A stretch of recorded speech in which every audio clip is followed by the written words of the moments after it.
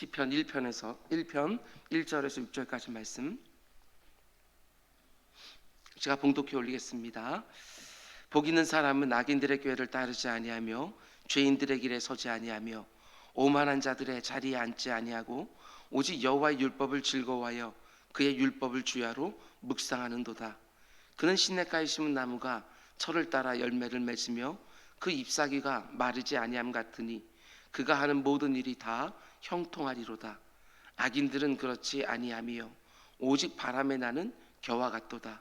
그러므로 악인들은 심판을 견디지 못하며 죄인들이 의인들의 모임에 들지 못하리로다. 무릇 의인들의 길은 여호와께서 인정하시나 악인들의 길은 망하리로다. 아멘. 잠시 기도하겠습니다. 하나님, 자꾸 우리의 마음 가운데 연묘와 근심과 두려움이 생깁니다. 내 주 아버지 하나님, 우리의 마음과 생각을 주장하여 주시사 언제나 하나님께서 우리를 인도하시고 보호하신다는 확신을 가지고 찬송하며 감사하며 하루하루 사는 우리 모두가 될 수 있도록 인도하여 주옵소서. 오늘 이 아침에도 주의 말씀으로 우리의 심령들을 채워주시고 그 말씀 하나하나가, 표현 하나하나가, 단어 하나하나가 우리의 기도의 제목이 되게 하시고 그 가운데 속에 우리의 마음이 하나님 앞에 온전히 드려질 수 있도록 인도하여 주시옵소서. 말씀의 적시성을 믿습니다. 우리에게 오늘도 이 말씀을 주시는 데에는 하나님의 선하신 뜻이 있는 줄 믿사오니 말씀 잘 받고 이 말씀 붙들고 주야로 묵상하며 승리하는 하루하루가 될 수 있도록 인도하여 주옵소서. 이 모든 말씀 예수님의 이름으로 기도드렸습니다. 아멘. 아멘. 오늘은 2021년 은자교회 6차 온라인 특세 세 번째 시간입니다. 오늘 말씀의 제목은 2절에 있는 본문의 말씀입니다. 시냇가에 심은 나무가 철을 따라 열매를 맺으며, 이게 얼마나 아름다운 모습인지 모르겠습니다. 나무가 시냇가에 심겨져 있고 때를 따라 열매를 맺는다. 우리들의 인생이 바로 이와 같은 그림이 될 수 있기를 주님의 이름으로 축원을 드립니다. 시편 강의 첫 시간에 말씀드린 것처럼 시편은 기도의 책입니다. 가장 어려울 때 쏟아놓는 부르짖는 기도가 시편에 나오고 가장 형통할 때 하나님께 올려드리는 감사의 기도가 시편에 나오는 것이지요. 그런데 그 시편 150편 전체를 열어주는 1편 말씀을 보면 기도에 대한 직접적인 언급은 그 어디에도 나오지 않습니다. 대신에 2절 말씀 보면 오직 여호와의 율법을 즐거워하여 그의 율법을 주야로 묵상하는도다. 기도에 대한 언급이 나오지 않는 대신에 말씀을 묵상하는 삶에 대해서 말해줍니다. 왜냐하면 기도와 말씀은 동전의 앞뒷면과 같이 붙어있기 때문에 그렇습니다. 오늘 말씀도 하나님이 여러분과 저에게 주시는 기도의 제목인 줄 알고 말씀 붙들고 날마다 새로운 기도로, 날마다 더 기쁜 기도로, 날마다 더 다채로운 기도의 언어로 하나님 앞에 나아가는 우리 모두가 되기를 주님의 이름으로 축원을 드립니다. 어제 새벽에 우리는 1절 말씀 묵상하면서 어떤 사람이 복 있는 사람인가 하는 것을 부정적인 언어의 형태로, 금지 명령의 형태로 들었습니다.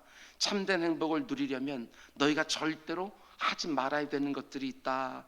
그러면서 1절 복 있는 사람은 악인들의 꾀를 따르지 아니하며 죄인들의 길에 서지 아니하며 오만한 자들의 자리에 앉지 아니하고, 그리고 곧바로 이어지는 2절 말씀 보면 또 어떤 방식으로 복이 있는 사람에 대해서 말해주느냐. 이번에는 긍정적인 언어로 너희가 참된 행복을 누리려면 반드시 이렇게 살아야 된다. 그러면서 2절 오직 여호와의 율법을 즐거워하며 오직 그의 율법을 주야로 묵상하며 살아야 된다. 이렇게 말하는 것이지요. 본문으로 들어가기 전에 우리가 먼저 분명히 알아야 될 것이 있습니다. 시편 1편에서는 복에 대해서 말해주고 있는데 그 복에 특징이 있다는 것입니다. 복에 특징이 있다. 성경이 말하는 복은 철저하게 여러분 간접적이라는 특징을 가지고 있습니다. 그러니까 성경은 내가 복을 잡으려고 막 달려가서 그 복을 꽉 붙잡아야 복된 삶이 시작된다고 말하지 않고 내가 어떤 삶을 산 결과로서 그 복이 하나님으로부터 주어진다고 말하고 있다는 것입니다.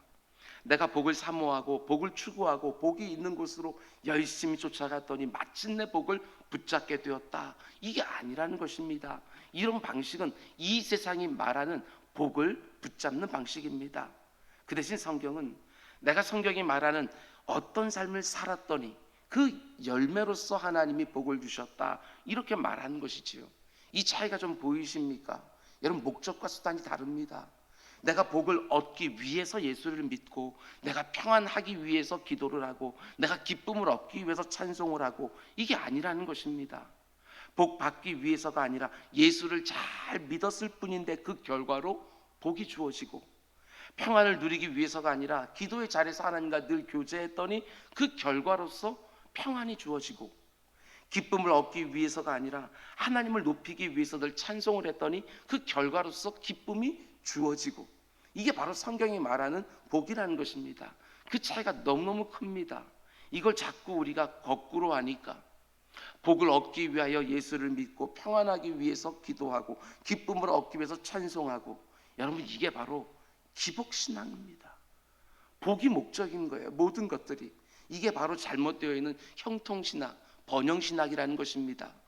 내가 복을 받기 위해서 하나님과 신앙생활을 수단으로 만드는 것이 아니라 하나님 자체가 목적이 되어지고, 진실하고 바른 신앙생활 자체가 목적이 되면 그 열매로서 하나님이 우리에게 복을 주시는 것이지요. 우리를 복 있는 사람으로 만들어 주시는 것입니다. 아브라함이 복의 근원이 되기 위해서 본토 친척 아비집을 떠난 것이 아니라 하나님의 말씀에 하루하루 순종했더니 어느새 하나님께서 원하시는 복이 된 것이지요. 그를 축복하는 자가 하나님의 복을 받고, 그를 저주하는 자가 하나님께 저주를 받는 복이 되어지는 거예요. 여러분과 제가 하나님을 사랑하기에 그분의 말씀을 사랑하고 하나님과 늘 친밀한 교제를 하기를 원하여 기도의 자리에 더 깊이 들어가고, 그 하나님을 너무나 높이고 싶어서 내 입에 찬송을 늘 붙여놓고 살아가면 틀림없습니다. 그 결과로서 내 삶에 복이 임하고 평안과 기쁨이 주어지는 것이지요. 여러분, 절대로 복을 목적으로 삼지 마시기 바랍니다. 오직 하나님이 우리 신앙생활의 목적이 되어지는 것이지요. 그럼 우리가 어떤 삶을 살 때 복 있는 사람이 될 수 있느냐? 시인은 말합니다. 2절, 여호와의 율법을 즐거워하여 그의 율법을 주야로 묵상하며 살아갈 때 그 결과로서 복 있는 사람이 된다, 이렇게 말하는 것입니다. 하나님의 입에서 나오는 말씀을 즐거워하고 그 말씀을 주야로 시시때때로 묵상할 때 그 결과로서 성경이 말하고 있는 그 복들이 우리의 삶 가운데 가득하게 되어진다는 것이지요. 그러니까 복을 잡기 위해서 여기저기 쫓아다니는 사람이 복된 삶을 사는 것이 아니라는 것입니다.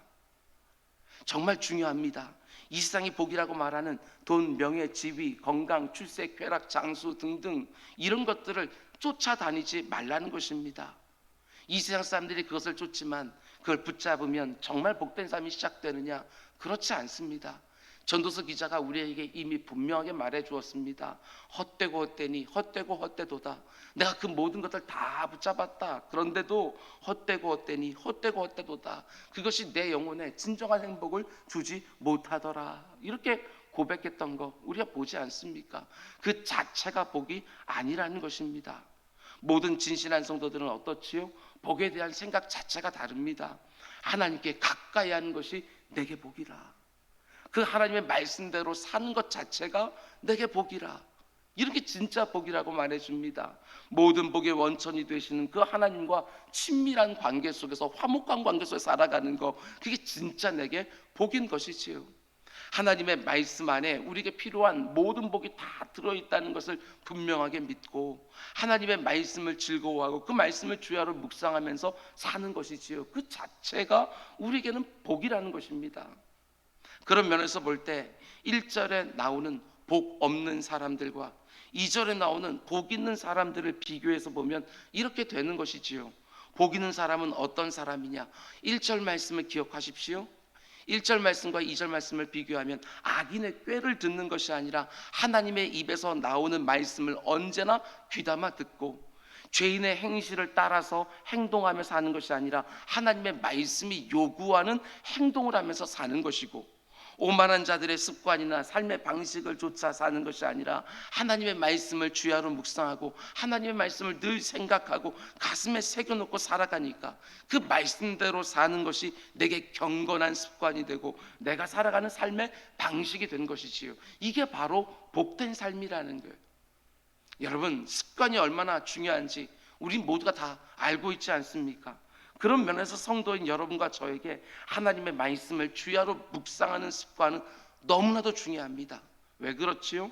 말씀 묵상의 습관을 통해서만 우리가 악인의 꾀를 분별할 수 있는 것이고 죄인의 길에서 벗어날 수 있는 것이고 오만한 자의 자리에 앉아 있는 것이 얼마나 위험한지를 알 수 있기 때문에 그렇습니다. 말씀 묵상의 습관 너무너무 중요합니다.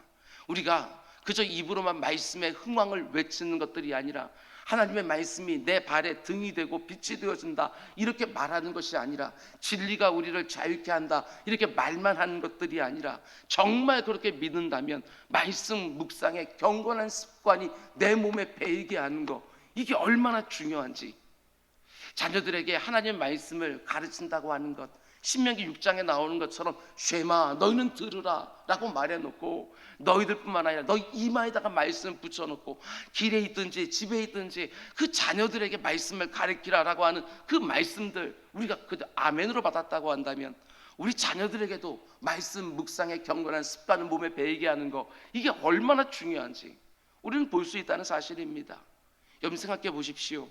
우리가 이 세상 안에 살아가다 보면 내가 아무리 악인의 꾀를 피하고 멀리하고 거절하려고 해도 나도 모르는 사이에 악인의 꾀들이 들어오지 않습니까? 이 세상의 못된 가치관들이 어디선가 들어와서 자리를 잡기 시작을 하는 거예요. 그렇다고 해서 귀를 막고 눈을 감고 피하는 게 능사는 아니지 않습니까? 그렇게는 이 세상을 살 수가 없는 것이지요. 그럼 어떻게 해야 되느냐? 날마다 악인의 꾀가 내 심령 가운데 들어옵니까? 그러면 날마다 하나님의 말씀을 내 안에 채워서 그것들을 밀어내야지요. 아니, 하나님의 말씀을 아침 일찍부터 여기다 가득 채워놓고 악인의 꾀가 들어오지 못하도록, 더 이상 들어올 공간이 없도록 계속해서 그 말씀이 흥황하게 하는 것 너무나 당연하지 않겠습니까?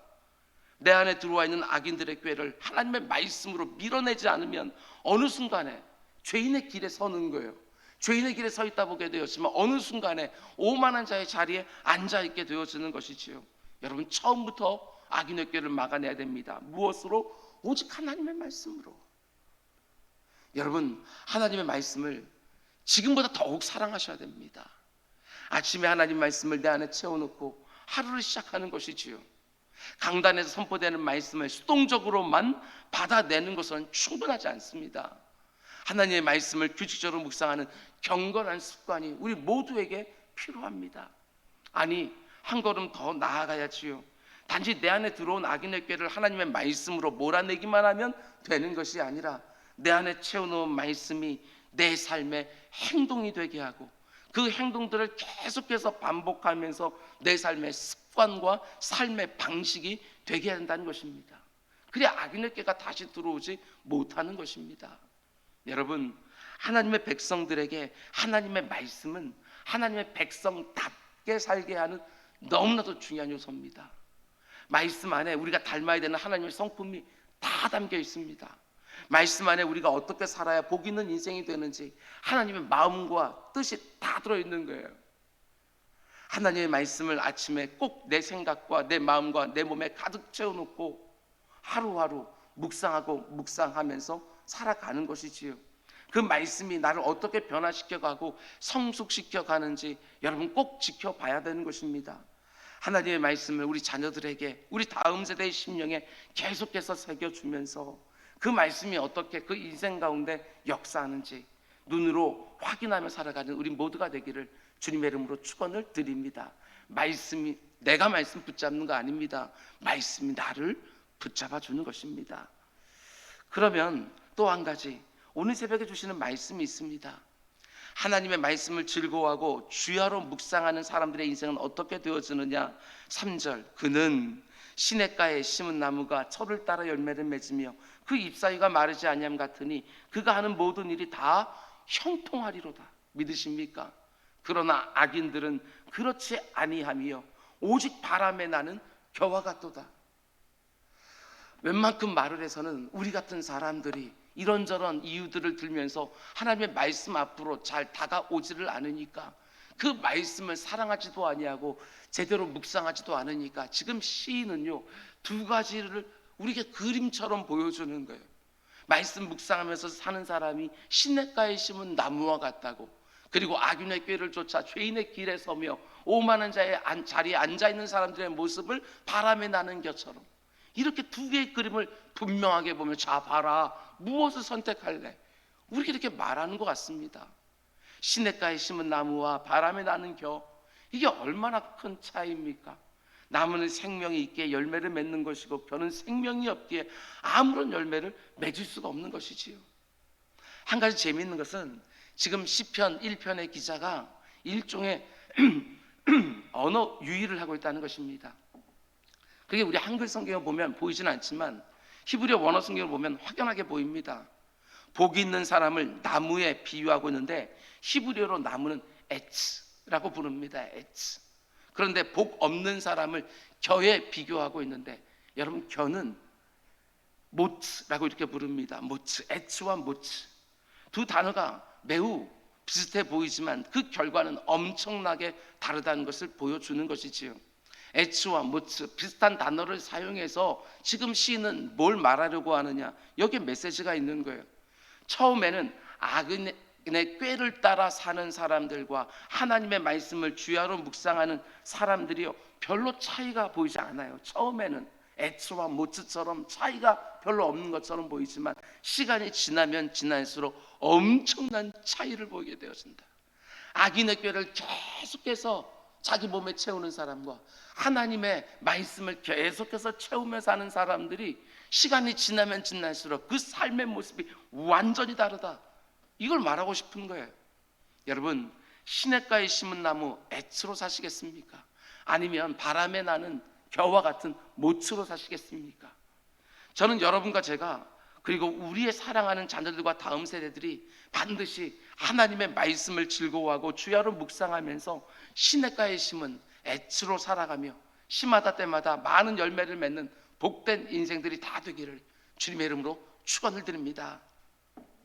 여러분, 바람에 나는 겨는 분명히 한때 곡식의 한 부분을 차지하고 있었습니다. 곡식에 딱 달라붙어 있었던 것이지요. 그런데 추수의 때가 딱 되면 알맹이만 저장하는 것이고 겨는 버리는 것입니다. 분명히 한때는 곡식처럼 보였지만 때가 되면 아무 쓸모도 없어서 버리거나 태우거나 거름으로 만드는 것이지요. 그게 바로 겨인 거예요. 물론 추수의 때에 이 겨를 한쪽에다 수북하게 쌓아 놓으면 뭔가 그럴듯하게 보이기도 합니다. 그러나 바람에 한번 쓱 불면 어디론가 딱 날아가 버리고 흔적도 없습니다. 여기에도 하나님께 주시는 메시지가 있습니다. 우리가 이 생을 살아가면서 하나님의 말씀을 주야로 묵상하고 그 말씀대로 살아가는데, 여러분, 때로는 어려움들이 있습니다. 그 중에 하나가 뭐냐, 이 세상에서 이 겨들이 너무나도 커 보이고 너무나도 화려해 보이고 너무나도 그럴듯하게 보인다는 것입니다. 여러분, 솔직히 그런 생각 들지 않습니까?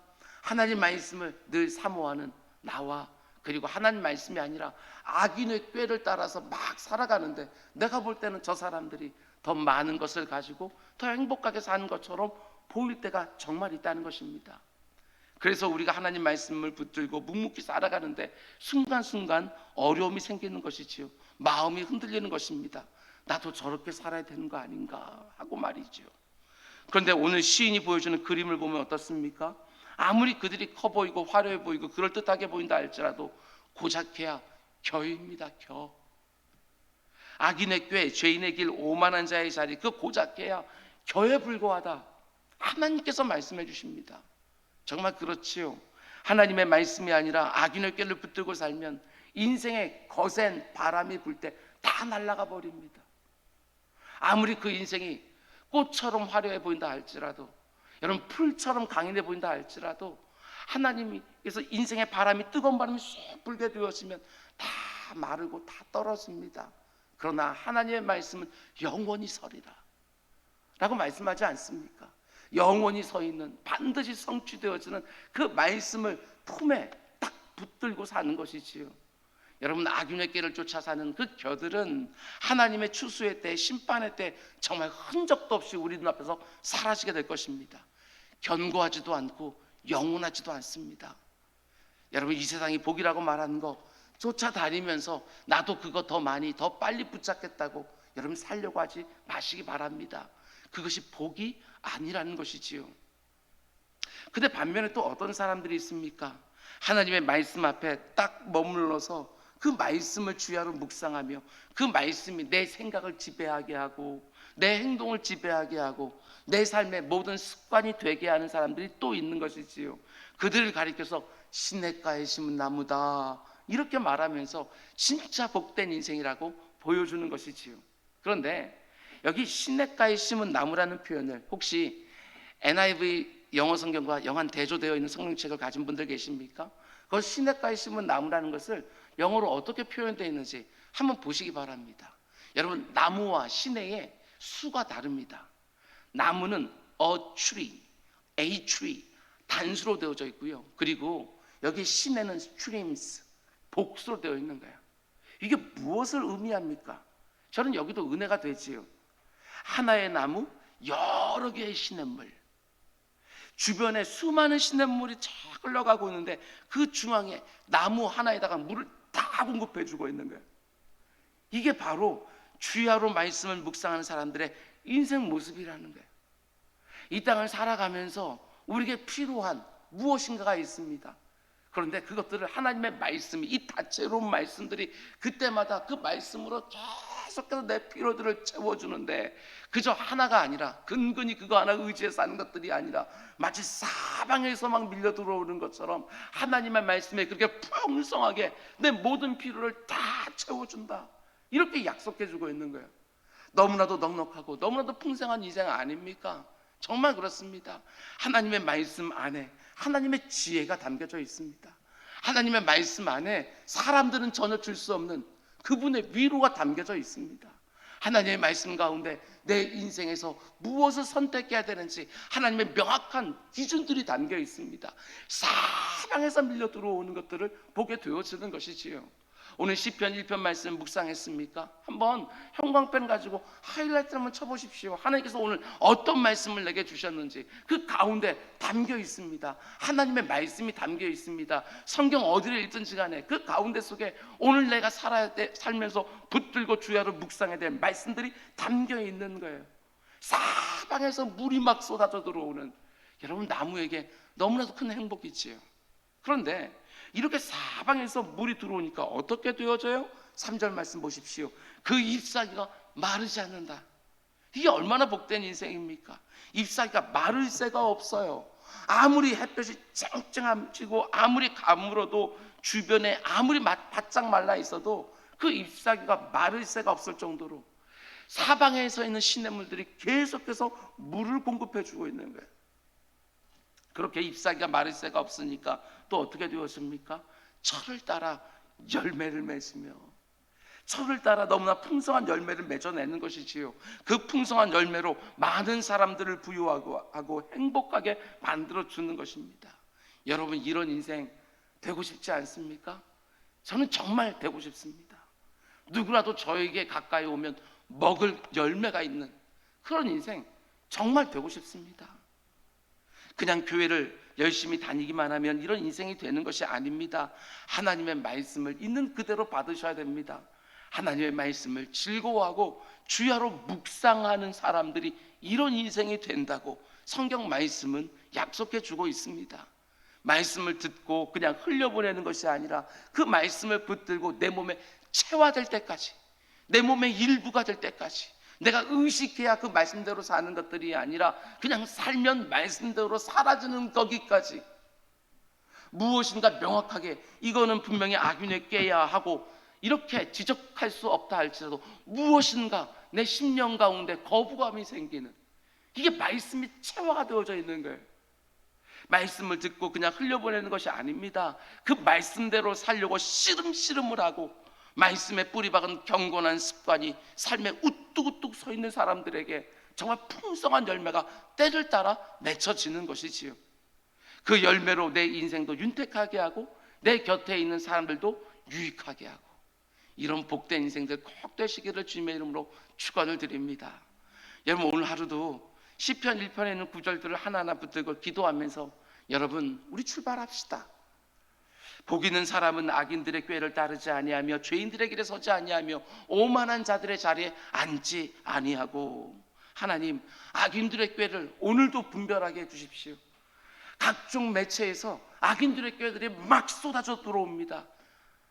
내 사랑하는 자녀들의 눈을 지켜주시고 귀를 지켜주시고 그 꾀들이 그 입으로 나가지 않도록, 이 무시무시한 악인의 꾀가 내 입에서 나가서 쓰임받지 않도록 지켜주시고 보호해 주십시오. 죄인들의 길에 같이 서지 않게 해주십시오. 오만한 자의 자리에 같이 앉지 않게 해주십시오. 오늘도 우리들의 오감을 지켜주십시오. 기도하고 시작합시다. 오직 여호와의 율법을 즐거워하여 그의 율법을 주야로 묵상하는도다. 하나님, 제가 지금보다 말씀을 더욱 사랑하게 해주십시오. 지금까지는 내가 그렇게 하지 못했지만 이제는 규칙적으로 말씀을 읽고 묵상하게 하여 주시옵소서. 내 성경책에 여기저기에 은혜 받은 흔적들이 가득하게 해주십시오. 아침마다 말씀 가득 채워놓고 온종일 그 말씀이 나를 어떻게 지키는지 보게 해주십시오. 온 가족들에게 하나님의 말씀을 공급하는 자가 되게 해주십시오. 그는 시냇가에 심은 나무가 철을 따라 열매를 맺으며 그 잎사귀가 마르지 아니함 같으니 그가 하는 모든 일이 다 형통하리로다. 악인들은 그렇지 아니하며 오직 바람에 나는 겨와 같도다. 하나님, 나와 내 사랑하는 자녀들의 인생이 바람에 나는 겨, 모치가 되지 않도록, 그리고 시냇가에 심은 나무 애츠로 살아갈 수 있도록, 철을 따라 많은 열매를 맺으며 내 곁에 있는 사람들도 그 열매로 복되게 하는 인생 되게 주옵소서. 무엇보다도 이 아침에 우리 결심합시다. 하나님, 말씀 묵상이라는 경건한 습관을 다시 제 삶에 세우겠습니다. 저에게 필요한 의지도 주시고 시간도 주시고 환경도 허락하여 주옵소서. 시편 한 절 한 절을 붙들고 기도하면서 그 말씀이 내 삶터와 일터에서 어떻게 역사하는지 보는 기쁨이 우리 모두에게 있기를 주님의 이름으로 축원을 드립니다. 우리 기도하겠습니다. 사랑의 주님, 감사합니다. 하나님의 말씀이 얼마나 중요한지 우리가 입으로 고백하면서도 실제로 일상의 삶의 자리에서 하나님의 말씀을 사랑하지 못했던 것들을 회개합니다. 주의 사랑하는 백성들이 하나님 백성답게 살기 위하여 하나님의 마음과 뜻이 담겨있는 그 말씀을 주야로 묵상하며 살 수 있도록 인도하여 주시옵소서. 주여, 사랑하는 주의 백성들이 바람에 나는 겨처럼 견고하지도 않고 영원하지도 않은 복을 쫓아다니며 그것 붙잡겠다고 이전투구하며 사는 것들이 아니라 오직 시냇가에 심은 나무처럼 하나님께서 사방에서 공급해 주시는 가장 좋은 것들을 가지고 그 결과로서 좋은 열매들을 맺어서 아버지 하나님, 자기 인생도 복되게 하고 곁에 있는 인생들도 복되게 하는 일에 쓰임 받을 수 있도록 주님 인도하여 주시옵소서. 이 모든 말씀 예수님의 이름으로 기도드렸습니다. 아멘.